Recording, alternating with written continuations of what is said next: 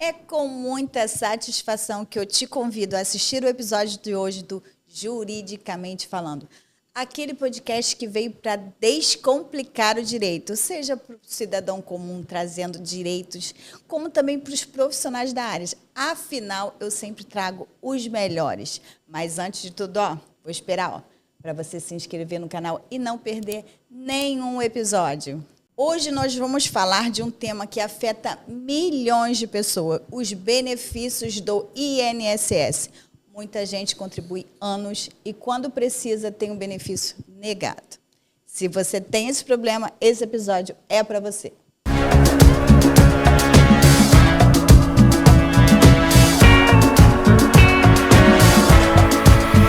E para entender como isso acontece e como evitar os principais erros, hoje eu tenho a satisfação de receber aqui comigo a doutora Ana, especialista em direito previdenciário, que vai nos ajudar a descomplicar isso, porque realmente é frustrante para o cidadão quando precisa da previdência e aí, deu tudo errado. Verdade, Isabel. Muito obrigada pelo convite. Agradeço a oportunidade. Estou muito feliz de estar aqui para esclarecer as pessoas sobre essa questão. Tenho certeza que vai ser daqueles episódios que vão bombar. Para a gente começar, vamos falar sobre... É importante entender como o INSS funciona e o que ele, de fato, oferece. Então, vamos lá. Quais os principais benefícios que o INSS concede hoje? Então, muita gente entende o INSS e só pensa em aposentadoria, né? Mas, na verdade, o INSS ele te protege em várias fases da sua vida. Então, desde o nascimento. Então, muita gente nem sabe, mas, por exemplo, quando um bebê nasce, a mãe tem direito ao salário maternidade, que hoje, inclusive, com uma única contribuição, ela consegue garantir um benefício de 4 meses para ter mais tranquilidade de cuidar do seu bebê. Então, ele vem te protegendo no seu nascimento, depois, ao longo dos anos, você vai contribuindo. Se você tem algum problema de saúde, tem o auxílio doença. Tem o auxílio acidente, que é um benefício que pouquíssimas pessoas conhecem. Então, tem que te tirar aquele desbloqueio da pessoa pensar, só preciso do INSS quando eu ficar velho, né? Exatamente. Não, ele te protege em várias fases da sua vida. E exatamente naquele momento frágil da vida de cada um, né? Exatamente. Porque é exatamente numa questão quando você está convalescente, que você precisa de apoio, ou realmente quando a idade vai trazendo os encargos, né? E aí você começa a ter dificuldade de trabalhar ou uma doença. Então, realmente entender que a Previdência é um acolhedor, né? Exatamente. A Previdência, né, o INSS, ele é um seguro social. E muita gente esquece disso, né? Então, na verdade, ele está ali para te proteger nos momentos de doença, de invalidez, no caso de morte, né, tem a pensão por morte. E como todo seguro, para você ter direito, você tem que contribuir, né? Sem dúvida, né? Então é Esse isso. é o principal detalhe, isso. Porque a doutora deve passar muito que as pessoas chegam, nunca contribuem na vida, que é algum benefício, Isso, né? Isso é muito natural. Isso acontece sempre no escritório, quase todo dia. Na verdade, a Previdência Social, né, ainda gera os benefícios que são os benefícios que não são contributivos, né, que são os benefícios assistenciais. Então, por exemplo, é o caso do BPC-Loas, né, que a gente ouve muito falar. Mas como é que pode? Fulano nunca contribuiu e é aposentado. Não, ele não é aposentado. Isso é uma linguagem também muito falada, né? De que a gente escuta até em anúncios, né, da TV falando assim, você que nunca contribuiu pode se aposentar. Não, você não pode se aposentar. Você vai ter um benefício assistencial, né? E o BPC-Loas ele depende de uma condição de vulnerabilidade daquela pessoa, então ela precisa comprovar isso através de documento, de perícia. E esse é um benefício que ele não é um benefício como é a aposentadoria para a vida inteira, né? Ele é um benefício que você vai ter ali por aquele período e pode passar pelo famoso e temido pente fino, né? Que é quando o INSS pega a lista daquelas pessoas que estão lá no BPC-Loas e fala assim, vem cá, se a pessoa ainda está vulnerável, vou chamar para uma perícia. É porque está vulnerável, mas tem um cartão de crédito que começa a gastar, né? Às vezes tem isso, né? Joga no tigrinho, enfim. E aí fica complicado. Então, assim, na verdade, o BPC-Loas não existe aposentadoria se você nunca contribuiu. Você falou muito bem, né? Você vai ter um benefício assistencial, mas o INSS ele é contributivo, tem toda a razão. É mesmo sabendo que existem muitos benefícios, acontece realmente da pessoa não se enquadrar em nenhum perfil. E isso não tem só a ver com a questão contributiva, mas sim de responder aquela solicitação, você tem que preencher outros requisitos. Exatamente. Né? Como exemplo que você falou, a pessoa tem 65 anos, de fato, ela nunca contribuiu, mas a renda familiar ultrapassa. Então não tem direito. Ah, mas como assim? Mas eu ouvi dizer, né? As pessoas precisam entender que precisa se conjugar todas as características. Que é um exemplo muito bom, Isabel, dessa situação. Por exemplo, aposentadoria por idade, né? Todo mundo sabe, mulher tem que ter 62 anos, homem 65. E contribui 15 anos de tempo de contribuição. E aí chega lá e pede o benefício. Pede uma, pede duas, pede três, e o INSS nega. E aí chega para mim e fala assim, mas doutora, eu não sei mais o que fazer, lá. Eu vou olhar, sabe onde é que pega? Carência. O terceiro requisito da aposentadoria é a carência. Carência é pagamento em dia. Então, às vezes, o cara está lá com 4, 5 anos atrasado, chega alguém e fala assim, não, fulano, paga aí que você aposenta. Aí ele vai lá, emite a guia, sem orientação nenhuma, paga, o INSS aceita o pagamento e, na hora de ter o benefício, está negado. Olha, você sabe, doutora, um rios que nós tivemos aqui que bombou. Tivemos mais de 1 milhão de visualizações, foi exatamente falando sobre isso. A importância da contribuição em dia, que as pessoas, inclusive, bombou porque as pessoas falavam, isso é mentira. Outro falava, não, é verdade, aconteceu comigo. E as pessoas entram num mito de, mas eles acataram o meu pedido, meu pagamento, então tá ok. Exatamente. Não é bem assim, né? Não é bem assim. Para você fazer pagamento em atraso, tem que ter orientação de um advogado. Então, hoje a senhora diria que seria o principal empecilho das pessoas não estarem conseguindo, muitas vezes, o benefício é a questão da carência. Sim, da carência. E também a gente tem uma outra situação hoje, porque assim, a reforma da Previdência aconteceu em 2019. Né? Ela é, de certa forma, recente. Então, as pessoas ainda têm muito na cabeça o seguinte, para me aposentar eu preciso de 30 anos de contribuição. E não é mais assim. Né? Você tem que fazer o cálculo do pedágio, e o pedágio ele é calculado pessoa a pessoa. Então, você tem que saber, no dia 13 de novembro de 2019, que é o dia da reforma, quanto tempo você tinha de contribuição. A partir daquele tempo, você tem que calcular um pedágio. Se o pedágio vai ser de 50%, se vai ser de 100%. Então, assim, é um cálculo único. E feito para cada pessoa. Não tem mais receita de bolo como era antigamente. Não dá para falar assim, não, mas o meu amigo conseguiu, né, doutora? A senhora consegue para mim? Não dá. Não dá, porque isso é muito comum, as pessoas falam, não, mas o meu amigo conseguiu. Sim, mas vamos fazer o cálculo dele, né? Então, assim, cada pessoa tem um cálculo. Não existe o deu para o amigo, deu para você. Então, é muito comum as pessoas entrarem com benefício, com pedido do benefício, né, sem realmente saber se tem direito. Muito comum. Quer ver uma coisa que eu falo direto lá no escritório? Você já olhou seu quinis hoje? Ninguém sabe nem o que é quinis. Quinis é o extrato, né, de todas as contribuições que você fez ao longo da sua vida contributiva, de quando você trabalhou, de quando você pagou como autônomo, tudo isso. E a primeira coisa, quando um cliente chega para a gente, o senhor tem acesso ao seu quinis? Porque o quinis ele é o coração da aposentadoria. Sem você analisar o quinis, não dá para você começar a falar em aposentadoria ou em até qualquer tipo de benefício que exija carência, por exemplo, como auxílio-doença. Eu preciso saber se você pagou a carência para aquele auxílio-doença. Então, eu preciso olhar seu quinis. E aí é muito comum, as pessoas chegam, pedem, não, estou pagando o INSS, eu tenho direito. Não é assim, não. Cada benefício tem um requisito. Um dos erros mais comuns é não conferir o tempo de contribuição com o que isso pode afetar no resultado. É muito comum, porque o que acontece? Como eu falei antes, né? Para cada tipo de aposentadoria, você tem um cálculo de tempo diferente. E você ainda entra numa seara, muitas vezes, por exemplo, se a pessoa exerce uma função de mecânico, de motorista, de médico, de enfermeiro, que tem o cálculo do tempo especial. Que foi uma grande modificação em 2019, né? Foi. Em relação que você hoje não pode fazer mais aquela modificação de tempo comum especial, e é isso. As pessoas não se atualizaram e elas vêm ainda com aquele anseio de que era como era em 2019. Ainda falam assim, mas quando que mudou, né? A reforma mudou isso totalmente. De 2019 para cá ficou bem mais difícil. A gente ainda consegue fazer a conversão desse tempo até 2019, mas depois de 2019 as regras são completamente diversas. E ficou muito difícil essa aposentadoria especial. Não que ela seja impossível, mas ela ficou muito difícil. Porque, de fato, agora tem que ter o tempo integral só no especial. Só no especial. E aí, o que a gente faz, muitas vezes, para aproveitar esse tempo? Você pega o tempo até 2019 e converte esse tempo. Então, se a pessoa tem o PPP, por exemplo, que é aquele documento que diz lá todos os agentes nocivos que ele estava exposto no trabalho, então a gente pega esse documento, confere esse documento, porque ele é um documento bastante complexo. E tem uma coisa importante, o INSS não vai te dizer que ele está errado, ele simplesmente vai indeferir.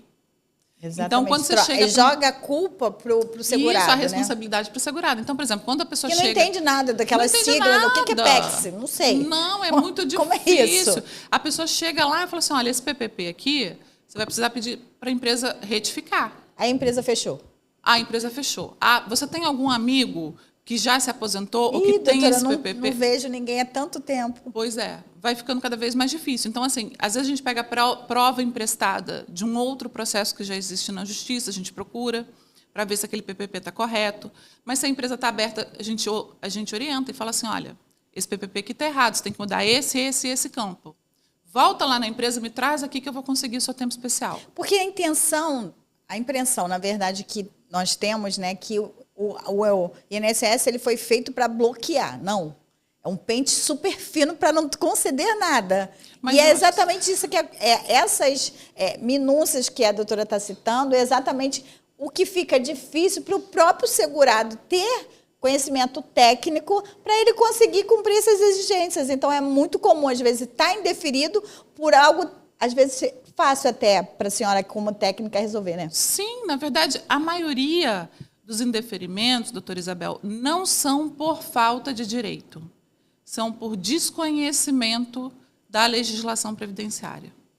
E aí é onde que a gente encontra justamente aqueles vínculos, faltando o salário, faltando o término do contrato. Da data fim, exatamente.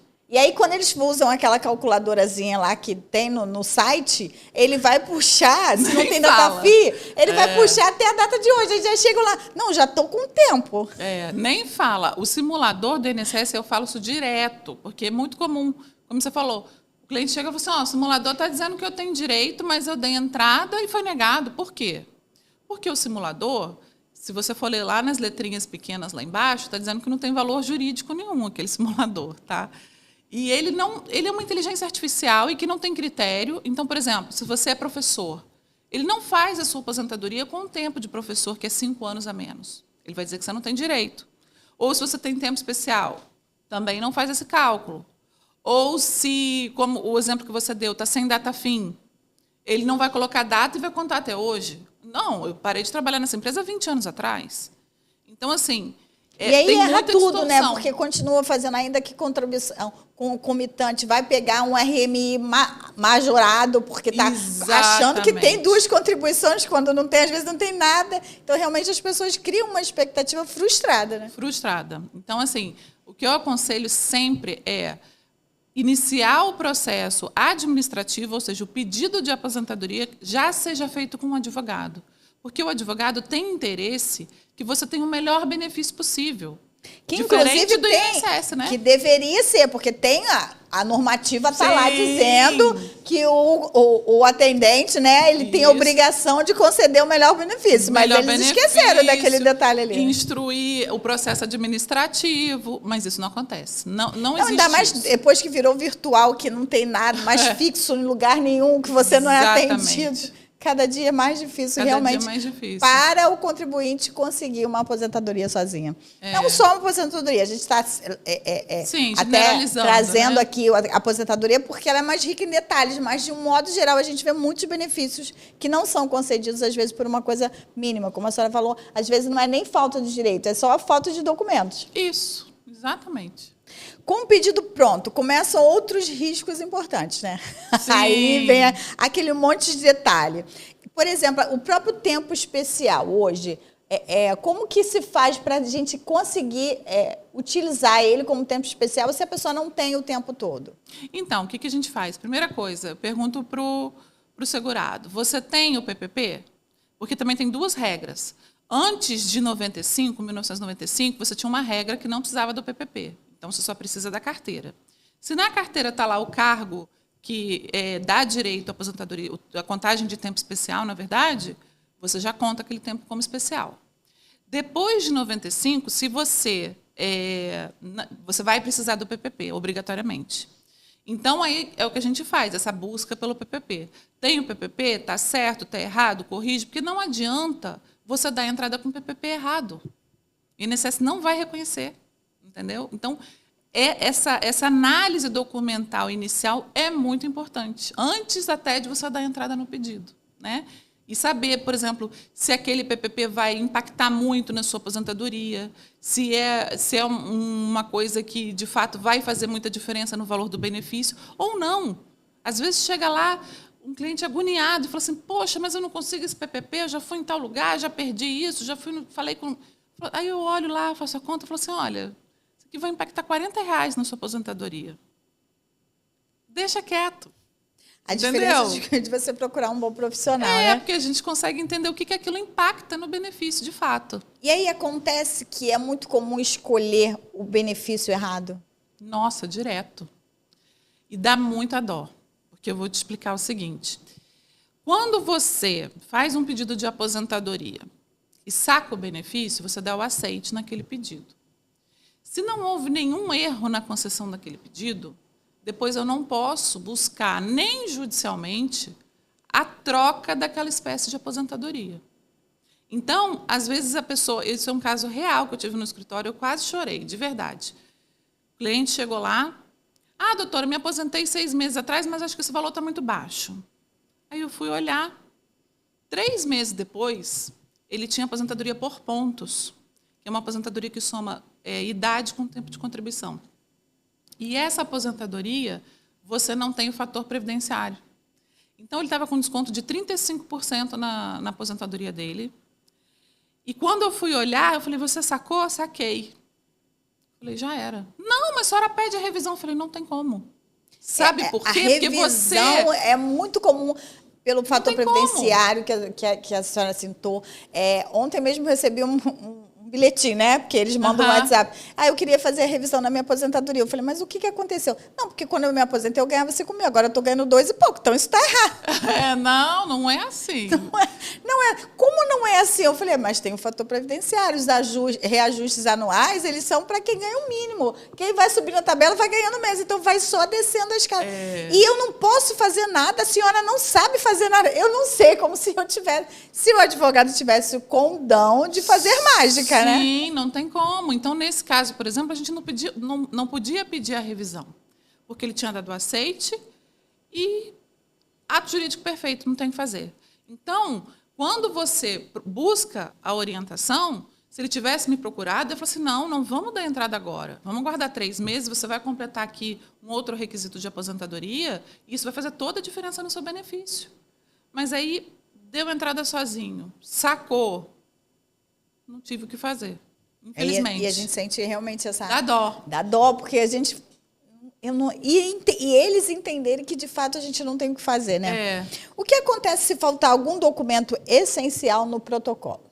Olha, na prática, o INSS vai negar, tá? Mas, assim, o que deveria acontecer, né? Eles deveriam abrir exigência para o segurado poder juntar aquele documento. Mas, na prática, o que eu vejo hoje, o INSS nega primeiro e pergunta depois. Então, o ideal sempre é ter orientação jurídica especializada. E se o INSS faz uma exigência e a pessoa perde o prazo? Aí, de fato, não tem muito o que fazer. Não tem o que fazer, nem judicialmente. O que a gente pode tentar ver se houve, por exemplo, um erro naquela notificação, por exemplo, de exigência. Eu já tive um caso assim. Era um segurado que pediu para não ser notificado por e-mail, porque ele não tinha habilidade, né, para usar a internet, e fizeram a notificação dele por e-mail.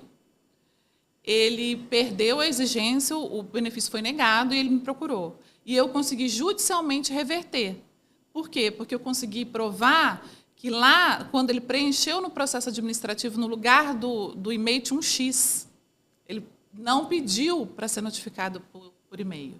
E aí o INSS deveria ter notificado ele por carta, né, para ele poder, sim, cumprir a exigência. Agora, se a pessoa é notificada de maneira correta pelo INSS, não cumpre a exigência, não tem o que fazer, infelizmente. Tem que começar o pedido de novo. Vai perder todos os atrasados, vai perder o dinheiro que estava lá, daqueles benefícios acumulados, 3, 4, 5 meses, vai perder e não tem o que fazer.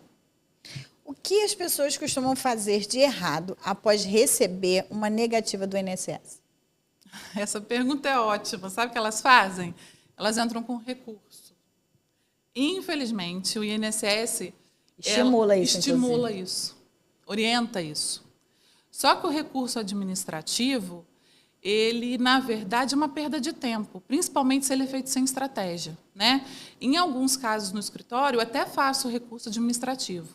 Mas, assim, depende da matéria, depende do entendimento judicial. Às vezes, o entendimento administrativo é melhor para aquele segurado, e eu opto por aguardar 2 anos para esperar aquela definição administrativa. Mas, na verdade, o maior erro do segurado, quando ele recebe a negativa, é entrar com o recurso. Ele tem que, na verdade, buscar um especialista, porque o especialista muitas vezes vai resolver aquilo rapidamente, em 6, 8 meses, uma ação judicial. Porque, infelizmente, assim, isso é até um desabafo aqui, Isabel, o judiciário virou uma sucursal do INSS. Né? E mais célere, a realidade é essa. Mais célere, muito mais célere. Infelizmente, os juízes Eu vi uma entrevista esses dobro, dias, né? num canal de TV, falando sobre pessoas que pediram o benefício, estavam esperando por 2 anos.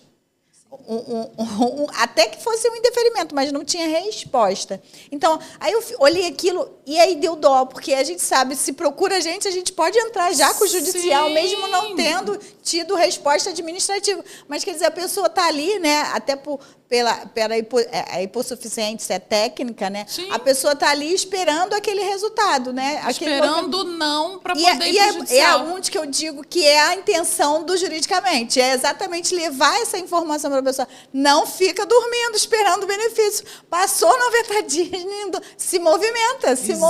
Vai procurar um especialista, que você pode ter outros meios de resolver o seu deferimento, né? Sim, sim. Também essa é uma prática muito comum que eu tenho. Eu espero 90 dias. Isso é muito comum de acontecer, por exemplo, no auxílio-acidente. O auxílio-acidente é um benefício que o INSS não gosta de dar, porque ele é muito caro, né? Você pega aí uma pessoa, um motoboy, por exemplo, que sofreu um acidente, botou pino na perna e está com uma sequela, ficou com a perna assim, não consegue andar, perdeu um movimento, por exemplo, do joelho. Essa pessoa tem lá 30 anos. Ela vai receber o benefício até fazer 65. Até se aposentar. Então, ela tem 35 anos de benefício pela frente. Você acha que o INSS vai facilitar a vida dele? Não vai. Aí a gente faz o pedido administrativo. O que acontece? O INSS não chama para perícia. De jeito nenhum. Fica lá. Então, o que acontece? Quando dá 90 dias, eu vou e entro com ação judicial direto. Mas eu já recebi no escritório pessoas esperando por 2 anos, como você falou.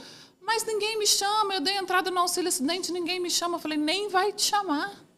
Eles querem mesmo que você fique aí dormindo em casa, você fica quietinho. aí até você buscar alguém para te ajudar, entendeu? Você diria que tem um momento em especial que é necessário a entrada do advogado para um pedido? Olha, eu falo que é necessário desde o começo, sabe? Porque, por exemplo, vou fazer uma analogia aqui muito simples com o Waze, por exemplo. Se eu preciso ir para um lugar que eu não sei onde é, eu coloco no Waze, o Waze me leva lá na porta. Por quê? Porque houve planejamento, certo? Ele sabe a rota, ele vê qual é o melhor caminho, se tem engarrafamento, se teve um acidente, você teve planejamento. A mesma coisa, sua aposentadoria ou seu benefício previdenciário. Se você não conhece a lei previdenciária, os meandros do INSS, melhor que você tenha assessoria desde o início. Porque o que acontece? Muitas vezes, eu pego clientes, às vezes, muito cansados. Ontem eu peguei uma cliente, 3 negativas seguidas no ano passado. E ela estava exausta, ela não aguentava mais ouvir falar daquilo. Porque ela falou assim, eu tenho direito. Ela tem direito, ela está certa, né? Mas ela não sabe qual a rota para poder chegar no direito. Ela está errando o caminho. Ela está errando o caminho. Então, eu acho que o momento do advogado é sempre desde o início.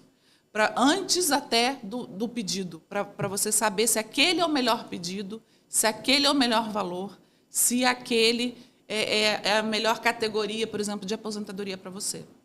E aí, uma vez, o próprio cliente foi lá e deu entrada. A senhora até já citou quanto às vezes a gente não tem o que revisar. Mas e quando é possível revisar? A revisão geralmente acontece quando há erro do INSS. Isso é muito comum de acontecer, né? O primeiro quesito é o tempo, né? Qual o tempo? Exatamente. Então, por exemplo, o INSS pode errar na contagem de tempo, ou ele pode errar, por exemplo, desconsiderando um período que deveria ter sido considerado, ou ele pode, por exemplo, chegar num tempo que você pagou abaixo do mínimo e não abrir a exigência para você complementar aquela guia e obter aquele tempo. Então, tem várias coisas assim no tempo, ou os indicadores que a gente tem ali na lateral do CNIS, né, que ninguém sabe, são siglas dificílimas ali. Esses indicadores, todos têm solução. Se eu juntar, por exemplo, médico, é muito comum acontecer isso. Médico atende plano de saúde, né? E aí ele tem várias contribuições concomitantes. E muitas vezes o plano de saúde paga atrasado e tal, e aparece lá extemporâneo. O INSS vai lá e corta tudo, não considera nada. Mas se você junta ali um documento que comprova aquele tempo, pronto, está lá, está feito. Então, assim, quando chega no escritório, já fala assim, eu vou precisar disso, disso, disso, mas tudo isso vai precisar disso, porque senão eu não consigo. E hoje ainda tem um outro problema, né? Porque eles falam, não, a minha carteira digital não serve, precisa da outra, não. Inclusive, eles estão se desfazendo Deus me livre. Carteira física, né? A gente deixa aqui um alerta, não desfaça da sua carteira física. Não joga fora. Não confie. Não, doutor, mas já está escrito lá. Não, peraí, não é assim, não. É porque a carteira digital, ela é um reflexo do seu CNIS. Né? Se tiver errado, como é que conserta? Se, por exemplo, um tempo que está na sua carteira e não está no seu CNIS, não vai estar na sua carteira digital. Então, se você tem o documento físico, você consegue comprovar aquele tempo. Se você não tem, já era. É só uma cópia do CNIS, as pessoas não sabem disso. Outro problema muito comum se chama perícia. As perícias do INSS são muito temidas pelos segurados. Qual a dica que você daria sobre isso? Então, perícia... É possível dar dica, dar paz para o coração? É possível no seguinte sentido. Eu oriento todos os meus clientes que vão passar por perícia para eles entenderem o que o perito quer, né? Porque muitas vezes o cliente chega, e até na consulta mesmo, ele fala, eu tenho isso, eu tenho aquilo outro, eu tenho isso há não sei quantos anos. Não é isso que vai te dar o benefício. Porque esse vício até foi reparado na reforma, né? Porque antes a gente falava auxílio-doença, né? Então, parecia que ele protegia a doença. Na verdade, na reforma, eles trocaram o nome para auxílio por incapacidade, e aí você tem a permanente, tem a provisória, né? Então, na verdade, o que o benefício protege é a incapacidade e não a doença. Então, o que eu oriento, por exemplo? Chega um pedreiro lá no meu escritório, que está com problema no ombro, por exemplo. Ele não vai chegar e falar que tem dor no ombro. Ele vai chegar na perícia e vai falar para o perito o seguinte, o perito vai virar para ele e falar assim, por que você está aqui? Né? É a primeira pergunta, assim, amável. Aí ele vai chegar e vai falar assim, não, eu estou aqui porque eu sou pedreiro e eu preciso fazer parede, quando eu vou pegar o tijolo para botar assim para cima, eu não consigo fazer esse movimento. Eu estou com um problema aqui no meu ombro. Pronto. Você falou da sua incapacidade, você não falou da sua doença. Entendeu? Então, isso é uma dica fundamental que eu dou para todos os meus clientes, que Mas, olha, caso a caso, a gente vai orientando. Uma coisa que irrita para a gente quando a gente lê um laudo, quando fala assim, que estava limpo, né, com asseio, com boa aparência, andando, penteado. Uhum. Gente, é um absurdo isso. Eles acharem que a pessoa, por incapacidade de trabalho, ela tem que andar que nem um mulambo, né? Sim, isso é muito comum. Eu oriento principalmente em benefícios que as pessoas têm problema na coluna, mulheres principalmente, não ir de sandália com saltinho. Ela vai com tênis bem confortável. Outra coisa que eles fazem direto, joga uma caneta no chão para ver se a pessoa vai pegar, ver se a pessoa está carregando uma bolsa pesada. Então, assim, eles são muito treinados, os peritos. E aí, de outro lado, você tem que orientar os seus clientes para que eles também sejam treinados, né? Porque senão o jogo é injusto. Né? E essa questão da aparência, direto. Eles colocam direto que estava bem cuidado, maquiado, unhas feitas. Como que Que isso tem a absurdo, ver né? com a incapacidade? Assim, principalmente, a doutora deve encontrar também, principalmente se estiver falando de doenças neurológicas, eles Sim. querem usar esse argumento para indeferir. Eles querem dizer o seguinte, a pessoa está com depressão e está fazendo a unha? Como é que pode?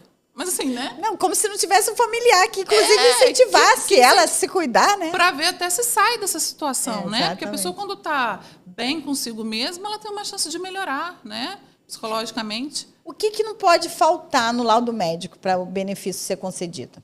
Então, isso também pego muito no escritório. Muitas vezes o médico coloca lá só a doença.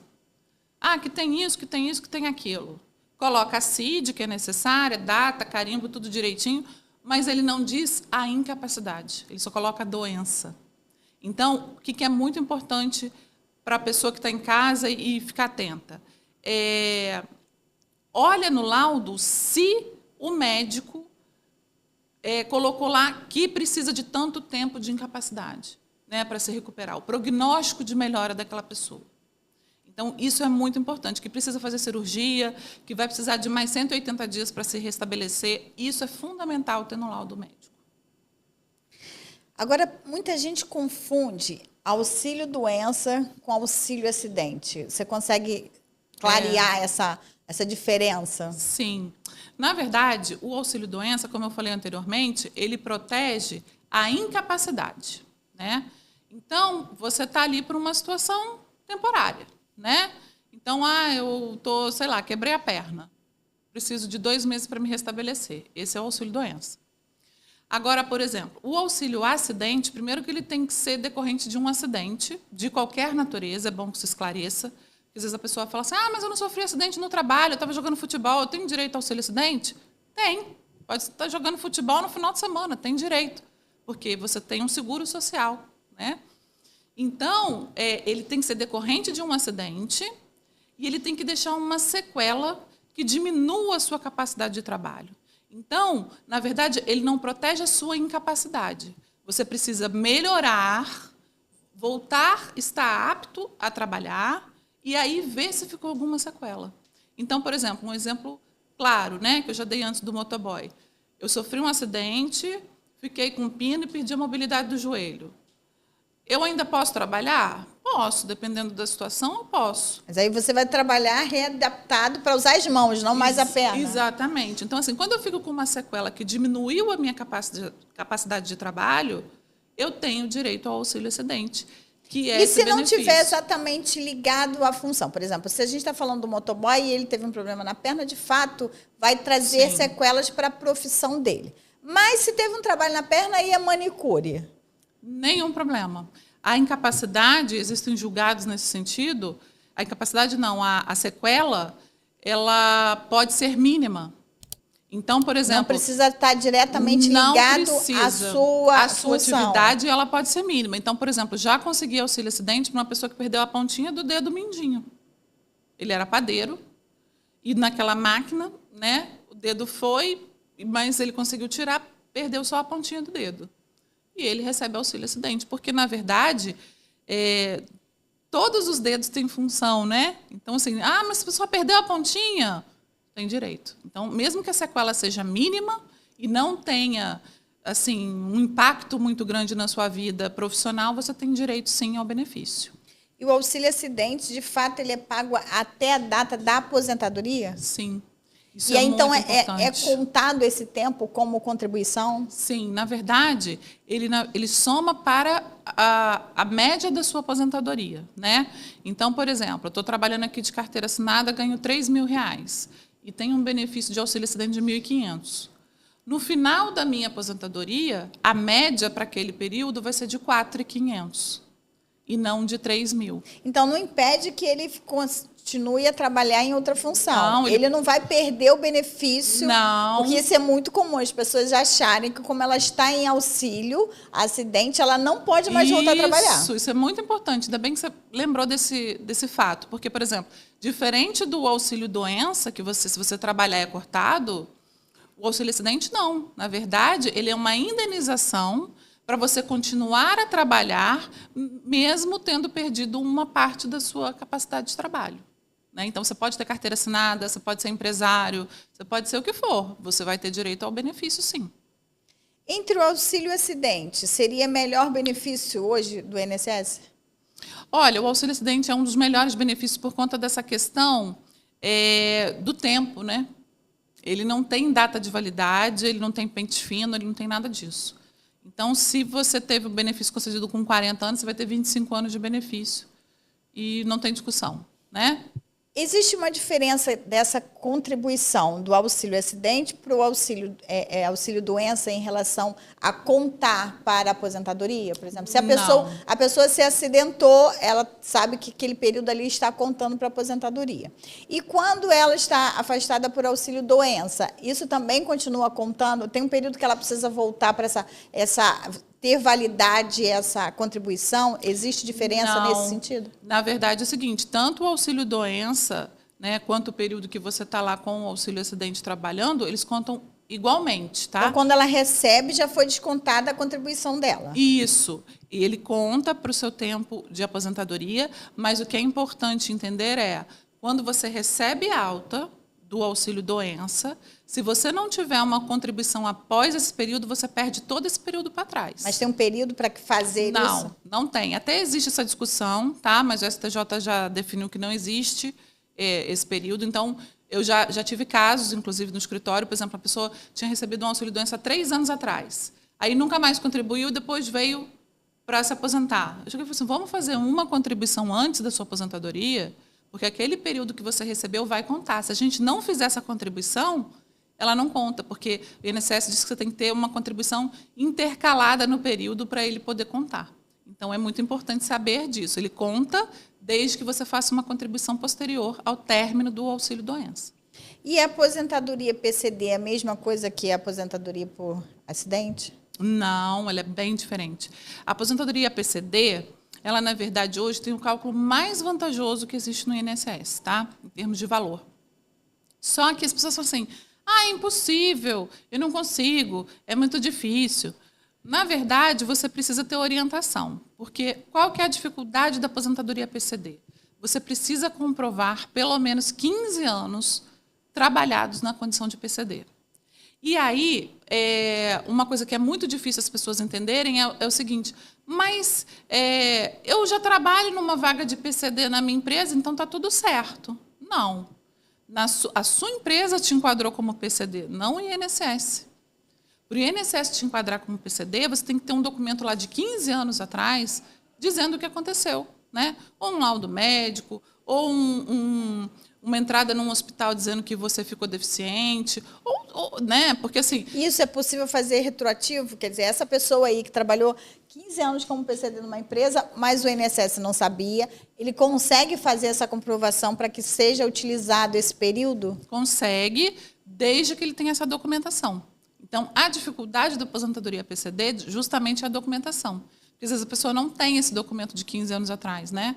Então, a gente orienta, fala, vai lá no hospital. Então, olha, essa dica aqui é de ouro, hein? Essa dica é de ouro. Olha, quando você passar por uma situação que te enquadre como PCD, não adianta só você trabalhar numa empresa como PCD, você precisa ser reconhecido no INSS como PCD. Exatamente. E aí, a dica que eu sempre dou para os meus clientes, às vezes as pessoas me procuram, por exemplo, monocular, está tendo agora muita gente, porque teve a lei do monocular, né, recentemente.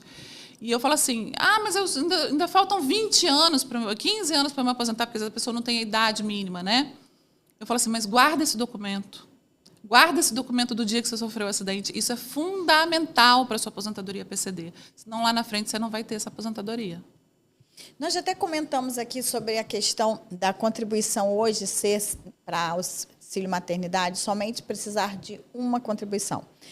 Isso é realmente possível a qualquer momento? Tem um prazo para isso acontecer? Tem que ser durante a gestação? Pode ser depois que a criança já nasceu? Explica um pouco, descomplica um pouco esse assunto. Então, esse é o seguinte, você precisa fazer, de fato, pode ser uma contribuição, mas tem que ser antes do bebê nascer, tá? Ou num prazo determinado após o nascimento. Porque, por exemplo, todos os meses... O vencimento, por exemplo, do autônomo, do facultativo, é no dia 15. Então, digamos que você teve o bebê no dia 1º. Você ainda tem até o dia 15 para pagar. Então, assim, não é bem assim antes do bebê nascer. O ideal é que seja antes do bebê nascer, né? Então, que você faça essa contribuição da maneira correta, isso é muito importante, porque as pessoas contribuem com códigos errados, tem muitas formas de contribuir ao INSS, e se você contribui antes do bebê nascer de maneira errada, perdeu o benefício. E para esses casos também é necessário que a contribuição esteja em dia? Sim, a contribuição tem que ser em dia, no código correto e antes do bebê nascer. Tá? Esse é o ideal, o melhor cenário. Ali você não vai ter perigo de perder o seu benefício.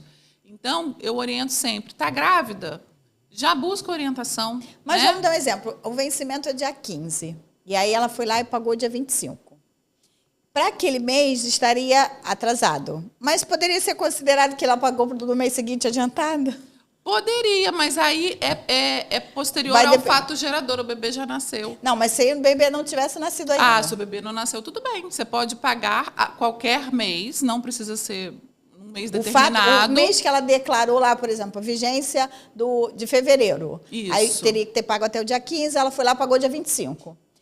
Mas o bebê não nasceu ainda. Pode ser considerado esse 25 de fevereiro antecipado para março ou não? Se ela declarou fevereiro? Não, exatamente. Se ela declarou fevereiro, está em atraso. Entendeu? Então, assim, a guia tem que ser feita da maneira correta justamente para não ter esse tipo de confusão, né? A pessoa então, paga... vai outra dica valiosa aqui. Quando se fala de uma única contribuição para salário maternidade, essa contribuição tem que ser em dia. Se a gente estiver falando de autônomo, é o vencimento até o dia 15 de cada mês. E se você declarou fevereiro, não adianta pagar dia 25 de fevereiro e dizer, não, foi adiantado para março. Não serve. Não serve, é isso aí. O que significa fazer um planejamento previdenciário? E você acha que ele é de fato importante? Olha, eu hoje considero o planejamento assim, o ouro do direito previdenciário. Porque até quando eu fui fazer o meu próprio planejamento, eu vi que eu estava contribuindo errado. Então, não é que eu estava contribuindo errado, mas o que acontece é o seguinte, você tem como planejar se você quer um benefício de tal valor ou tal valor. Né? Então, às vezes, você está ali pagando pelo teto e falando assim, poxa, a melhor coisa é pagar pelo teto, porque eu vou ter uma aposentadoria de teto. Não, vai fazer a conta, sua aposentadoria vai ser de teto mesmo? É porque o que adianta o para trás, né? Estão esquecendo. Exatamente. Durante 15 anos eu paguei fez lá 2 salários. Aí que acha que os outros é só fazer o teto que vai pro teto. Não porque um dia já foi assim diferente, né? Mas a gente precisa exatamente estar atualizado, né? Por isso que eu falo que o programa ele tem a intenção de levar conhecimento não só para quem não tem, mas também para os. Eu tenho certeza que vários profissionais aqui já pegaram várias dicas de práticas sobre a sua experiência, que é o que. Por isso que eu falo, eu só trago os melhores, que é exatamente trazer essa expertise do dia a dia, porque poxa, mas eu fiz o teto. Não, fez o teto como? Exatamente. Em que momento? Assim, é importante, às vezes, você saber até se você quer gastar aquele dinheiro, né? Então, às vezes é melhor você falar assim, poxa, não, mas não adianta eu investir tudo isso na minha aposentadoria, você não tem retorno, vai ser menor. Olha, você falou sobre gastar. Eu atendi um cliente muito interessante esses dias. Ele falou para mim que ele estava vendendo um imóvel, 75 anos e já tem. Que medo. Ele estava vendendo um imóvel para ele colocar em dia o benefício dele para ele se aposentar. E eu fiquei assim para ele, tipo, quase que eu falei, moço, o senhor está com 75 anos, por que o senhor não aplica esse dinheiro? O senhor vai ver muito melhor do que se o se realizar de pagar, porque a gente sabe que esses pagamentos retroativos têm uns juros absurdos. Sim.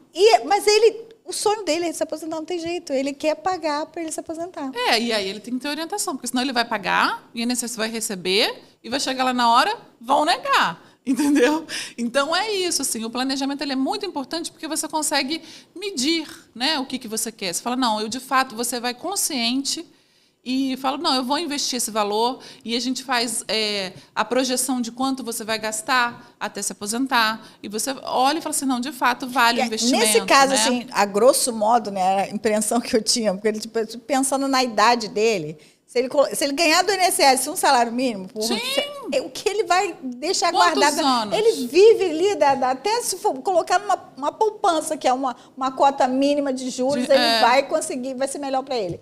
Mas exatamente é isso, sobre as pessoas não terem orientação, de clarear, né, a visão. Então, é sobre isso que quando a gente está falando de planejamento previdenciário é clarear. Bom, aonde você quer chegar. Então, vamos escolher o melhor caminho. Como você bem disse no início, né? Vamos botar no Waze que explica como você chega, onde você quer chegar, da melhor forma, o melhor caminho. Sim, é bem isso, né? Você clareia e fala assim, não, vou fazer isso consciente. Eu sei quanto eu vou gastar e eu sei quanto que eu vou ter de retorno. Eu sei qual a melhor data para eu me aposentar, eu posso me programar para isso. Né? Então, o planejamento ele é muito importante, faço muito lá no escritório, e as pessoas ficam muito satisfeitas e, na maioria das vezes, se surpreendem. Porque eu falo assim, poxa, não imaginava que era só isso. Ah, é só isso? Ou então, eu falo assim, nossa, que bom que eu tive esse emprego lá atrás, que aumentou a minha média, sabe? Sempre tem surpresa na entrega do planejamento, sempre. Você já falou sobre a importância do CNIS. Tem algo que pode ser feito para ele estar sempre em dia? Olha, o CNIS, eu costumo fazer outra analogia também, que é o seguinte, você não faz um check-up todo ano? Vai lá, faz exame de sangue, tudo e tal? É a mesma coisa o seu CNIS. Tenha um carinho com o CNIS, sabe, gente? Eu vou falar aqui para vocês. Tenha um carinho com o CNIS. Olhe o seu CNIS uma vez por ano. Né? Porque se você olhar eles, você fala assim, poxa, não estão contribuindo. Né? Principalmente é um erro da empresa que você nem tem noção. Você não tem noção. Anos está trabalhando na mesma empresa e a empresa não fez contribuição. E aí? Exatamente. E aí? Exatamente. Aí você pode buscar orientação, ir atrás, né? Saber o que você pode fazer. Se você olhar o seu CNIS uma vez ao ano, você vai estar bem. Entendeu? Você vai olhar se tem lá um indexador ali que pode te complicar na sua aposentadoria, você vai ver se o tempo que você está trabalhando de fato está correto no CNIS, né? Então, qual documento assim que você tem que tratar com cuidado, não perder nunca? Carteira de trabalho. E outra, é o que você falou lá no início, carteira de trabalho, tem ouro dentro da carteira de trabalho. A gente já conseguiu a aposentadoria por causa de uma anotaçãozinha que tinha na página 59 verso. Sabe aquele negócio? Você olha lá atrás, tem uma... Você fala, poxa, mas isso aqui prova. Isso aqui prova o que eu estou falando. Entendeu? Então, a carteira de trabalho é ouro e as pessoas não sabem disso. Isso é muito importante. E para fechar com chave de ouro, qual é o maior conselho que você daria para quem vai pedir um benefício ao INSS? Ai, é triste esse conselho, mas não confia no INSS, infelizmente. Não confia, porque ele não tem o menor interesse em te dar o melhor benefício, a melhor orientação, te dizer quando um documento está errado e como corrigir aquele documento. Ele nunca vai dizer isso para você. O INSS não vai dizer isso para você. Então, o conselho que eu dou é busque um especialista se você quer o melhor benefício. Você lembra de algum mito? Um mito que é muito comum que eu tenho no escritório direto é as viúvas que não se aposentam porque têm medo de perder a pensão. Dá até dó. Chegam lá, já podiam estar aposentados há 10 anos. Não, mas minha vizinha falou que eu vou perder a pensão. Não vai perder a pensão. O seu benefício é independente, você pode acumular. Até porque a gente está falando de contribuição distinta, né? Um foi o falecido que contribuiu e aqui você que trabalhou, né? Uma vida inteira. Então, não pode um anular o outro, né? Exatamente. Mas esse é um mito muito comum que a gente tem no escritório. Uma grande verdade. Uma verdade que existe é essa. Não confie no simulador. Tá? Eu sei que ele foi uma ferramenta que foi criada, na verdade, para tentar facilitar a vida do segurado, mas ele mais confunde do que orienta. Então, o simulador causa muita confusão na vida do segurado. Tem alguma coisa que eu esqueci, mas você acha que é muito importante a gente levar esse conhecimento? Olha, eu acho que programas como o seu são muito importantes, né? E é isso, é buscar informação. Né? É exatamente fazer o que a gente está fazendo aqui. É buscar informação, não tentar resolver sozinho. Porque, por exemplo, quando você está doente, você não vai no médico para saber qual remédio tomar, né? É a mesma coisa. Quando você precisa de um benefício, você não sabe como conseguir, vai atrás de um advogado, especialista, previdenciarista, que só cuida daquilo, né? Então, é essa a mensagem. Olha, muito obrigada. Acho que informação e planejamento são os maiores aliados, né, para quem quer dar entrada no INSS.